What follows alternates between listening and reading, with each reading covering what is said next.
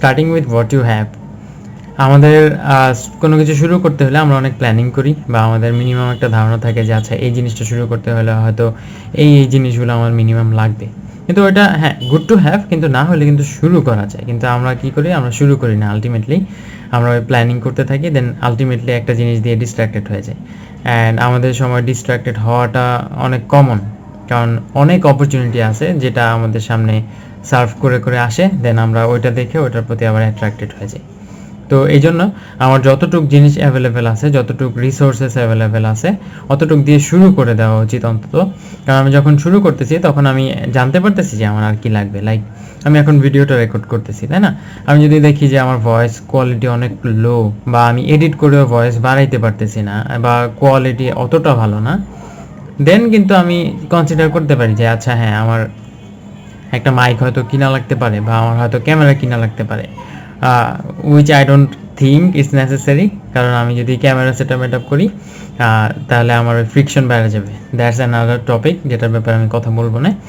তো মেইনলি আমার যতটুকু জিনিস অ্যাভেলেবেল আছে, যতটুকু আমার অ্যাবিলিটির মধ্যে এখন সম্ভব, যতটুকুর জন্য আমার ওয়েট করা লাগবে না, I can start at this moment, just ওই জিনিসগুলো দিয়ে শুরু করে দেওয়া উচিত। কারণ অনেক জিনিসই ফ্যান্সি মনে হয়, আমি যখন প্ল্যানিং স্টেজে আছি তখন মনেই হতে পারে যে আমি এই জিনিসটা পারবো বা এই জিনিসটা করে ফেলতে পারবো, কিন্তু আমি যখন শুরু করতেছি তখন 1 ঘন্টা 1.5 ঘন্টা বা 2 ঘন্টা বা 1 দিন 2 দিনের পর কিন্তু আমি রিয়েলাইজ করতে পারবো অ্যাকচুয়াল রিয়েলিটিটা কি, অ্যান্ড জিনিসটা যতটুকু সহজ ভাবছিলাম অতটুকু হয়তো সহজ না। তো এই জিনিসগুলোর জন্যই আমার মেইনলি স্টার্ট করে দেওয়া লাগবে। অ্যান্ড স্টার্ট করতে হলে ওই প্ল্যানিং স্টেজে বেশিক্ষণ থাকা যাবে না।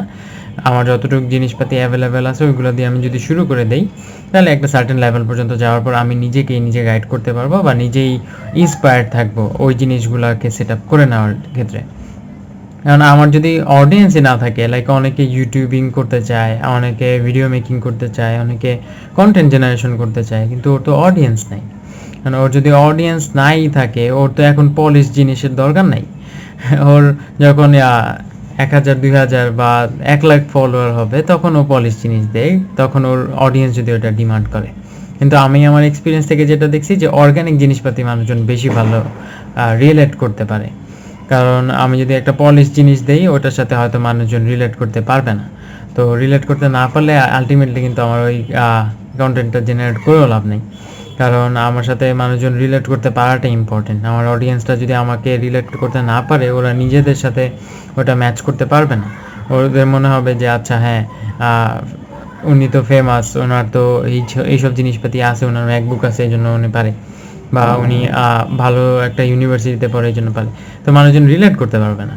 তো হ্যাঁ, মোটামুটি আপনার যা যা রিসোর্সেস অ্যাভেলেবেল আছে ওইগুলো দিয়ে আপনি যতটুকু অর্গানিক পারেন, মিস্টেক হইবই, তাই না? আপনার একটা জিনিস একদম পলিশ দরকার নেই, প্রফেশনাল দরকার নেই, আপনার জিনিসটা একদম ন্যাচারাল থাকুক, তাই না? তো ওইটাই, যতক্ষণ পর্যন্ত আপনার মিনিমাম ভায়াবল প্রোডাক্টটা ঠিক আছে, মিনিমাম ভায়াবল কন্টেন্টটা ঠিক আছে, then you are good to go.